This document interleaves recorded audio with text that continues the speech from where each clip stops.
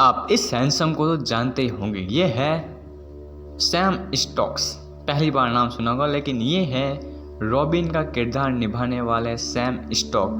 तो आज मैं आपको इसके ज़िंदगी की स्टोरी सुनाने वाला हूँ पूरी, जो कि क्या क्या था, ये कैसे हुआ, कैसे टीन टाइटंस गो आया, मतलब टीन टाइटंस गो में ये आया और कैसे इसने तबाही मचा दी। तो शुरू करते हैं। तो सबसे पहला आता है कि इसका नाम क्या है रियल में। तो इसका नाम है सैम स्टोक, जो कि आप देख सकते हैं ये रॉबिन का रोल निभाते हैं। तो सैम स्टोक मतलब कि बचपन से ही एक्टिंग का उन्हें बहुत शौक था। जब वो बड़ा हुआ तो उससे मतलब कोई ढंग का काम नहीं मिला था। उन्हें ऐसे कुछ शो किए, लेकिन वो शो मतलब फ्लॉप हो गए, इतने ज़्यादा पॉपुलर नहीं हुए। इस कारण वो भी ना इतना पॉपुलर नहीं हुआ। लेकिन ये जब टीन टाइटंस गो के कार्ड शुरू हुए थे, ऑडिशन शुरू हुए, तो ये टीन टाइटंस गो में रॉबिन का ऑडिशन देने गया, लेकिन इसे रिजेक्ट कर दिया गया क्योंकि ये मतलब इतना ज़्यादा फेमस नहीं था, तो इसे रिजेक्ट कर दिया गया। फिर जब उसे कोई भी दूसरा कैरेक्टर नहीं मिला उसके रॉबिन के लिए, तब वापस इसे बुलाया गया। इसकी बॉडी और हैंडसम शक्ल और इसके जो लीन बॉडी और हेयर को देख के इसका रॉबिन का मतलब परफेक्ट बैठा था इस पे, तो इसको ना रॉबिन का रोल दे दिया गया। और जब रॉबिन की शूटिंग शुरू हुई तो एक साल में ही टीन टाइटंस गो की शूटिंग शुरू हुई, तो एक साल के अंदर अंदर टीन टाइटंस गो काफ़ी पॉपुलर हो गया। ये बच्चों में और बड़ों में मतलब टीनेजर्स में भी काफ़ी ज़्यादा पॉपुलर हुआ, क्योंकि टीनेजर्स का भी शो था और बच्चों का भी तो था ही, तो ये काफ़ी पॉपुलर हो गया। और सब इसमें इसको ये भी काफ़ी ज़्यादा पॉपुलर हो गया और ये लड़कियों के बीच बहुत ज़्यादा पॉपुलर हो गया था। वहाँ के मतलब कार्टून की दुनिया में जो है लड़कियों में वहाँ पे बहुत पॉपुलर हो गया। वहाँ के डायरेक्टर ने बताया कि हज़ारों लव लेटर्स वहाँ पे आते थे, महीनों में हज़ारों लव लेटर्स आ जाते थे, डेली के 10-15 लव लेटर्स तो पक्के होते ही थे। तो जब धीरे धीरे वो इस मोमो करने लगे, इसकी एक्टिंग और इसका कॉमेडी और इसका रोना धोना ये सबको बहुत पसंद आने लगा। और ऐसे ही करते करते 60 साल बीत गए और 60 साल में जो है इसका काफ़ी ज़्यादा मतलब शो पीक पे चल रहा था। और जब शो पीक पे आया तब उसके पेरेंट्स गुजर गए। उस वक्त जब 60 साल तक शो चला, उसके बाद इसके पेरेंट्स चले गए। इसकी वजह से डिप्रेशन में चला गया। तो डिप्रेशन में जाने के बाद ये नशे सीख गया, मतलब ड्रिंक करने लगा, दारू पीने लगा, जिसके कारण इसका लीवर ख़राब होने लगा। मतलब 2 साल तक और ये अब शो में काम किया, फिर इसका लीवर ख़राब हो गया और फिर इसे हॉस्पिटल लेके जाना पड़ा। शौक में ही वहाँ पे बेहोश हो गया, मतलब उसके दर्द करने लग गया था वो। तो जब इसे लेके गए हॉस्पिटल, डॉक्टर ने कहा लीवर ट्रांसप्लांट करना पड़ेगा। तो उन्होंने कहा कि हाँ कर लो, मतलब डायरेक्टर ने लेके गए तो डायरेक्टर ने कहा हाँ कर लो, तो उसने ये ट्रांसप्लांट कर लिया। और डॉक्टर ने कहा कि 1 साल तक रेस्ट करना, लेकिन रॉबिन जो है माना ही नहीं भाई, वो कहाँ मानने वाला था।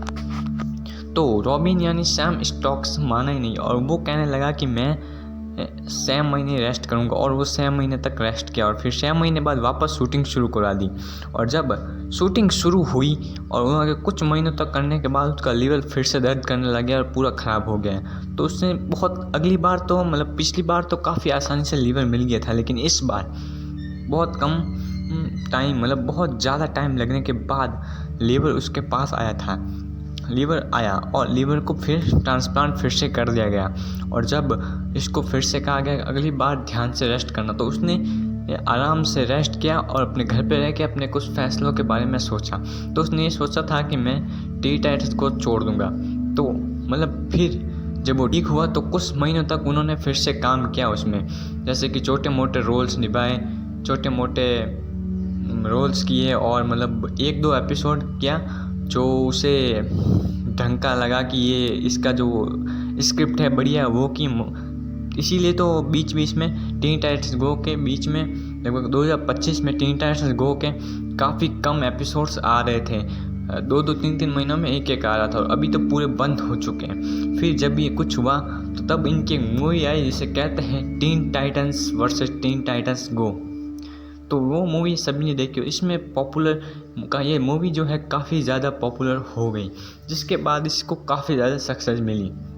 लेकिन इस मूवी के होने के बाद इसने 2-3 एपिसोड के बाद इसने कम्प्लीटली टीन टाइटंस गो को छोड़ दिया। भाई कितने टाइम से वो कर रहा है, मतलब कितने टाइम से है, 8-9 साल तो हुए होंगे जब टीन टाइटंस गो को बने हुए।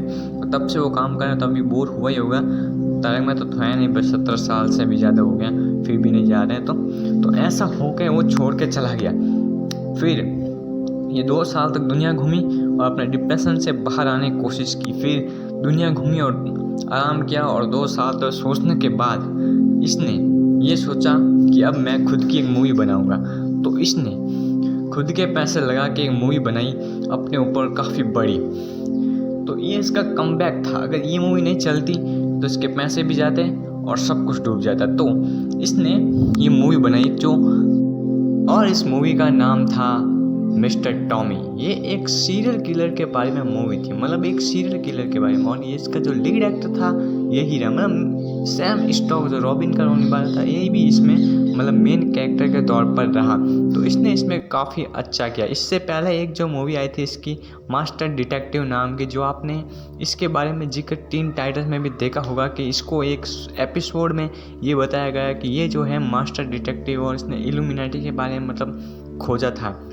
वो तो खैर ऐसा ही था, लेकिन उसमें बताया गया था कि मास्टर डिटेक्टिव वो बस एक हिंट था ताकि लोगों को पता चले कि जो इसकी अगली मूवी है इस पे आने वाली है। पर ये वाली मूवी का आई नहीं, लेकिन इसका जो बताया गया था और सभी को इन्फॉर्म कर दिया गया था कि जो मास्टर डिटेक्टिव मूवी आने वाली है, लेकिन नहीं आई।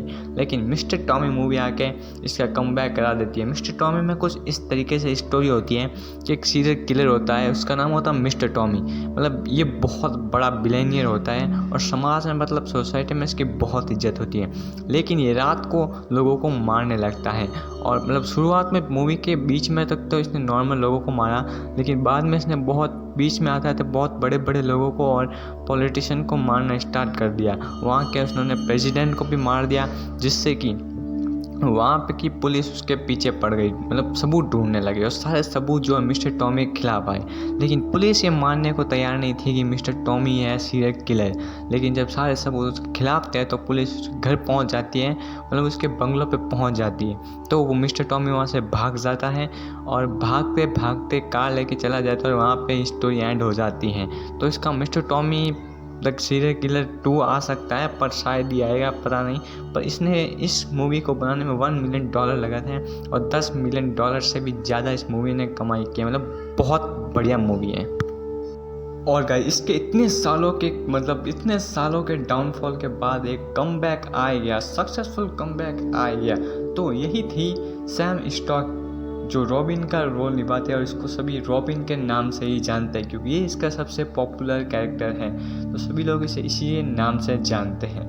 लेकिन अभी इसने बदल दिया है, अब इसका नाम है मिस्टर टॉमी। मतलब कुछ लोग ऐसे कह सकते हैं मिस्टर टॉमी, बट है ये रॉबिन ही। तो इसका नाम है सैम स्टॉक, और यही थी सैम स्टॉक की इंस्पायरिंग स्टोरी। तो ऐसे ही फिर मिलते हैं किसी और एक नए एपिसोड में, जिसमें हम किसी एक और कैरेक्टर के लाइफ स्टोरी के बारे में बात करेंगे। तो आप बता दीजिए कमेंट में किस कार्टून के कैरेक्टर की मुझे रियल लाइफ स्टोरी लानी है। तो चलिए मिलते हैं नेक्स्ट वीडियो में, तब तक के लिए बाय बाय।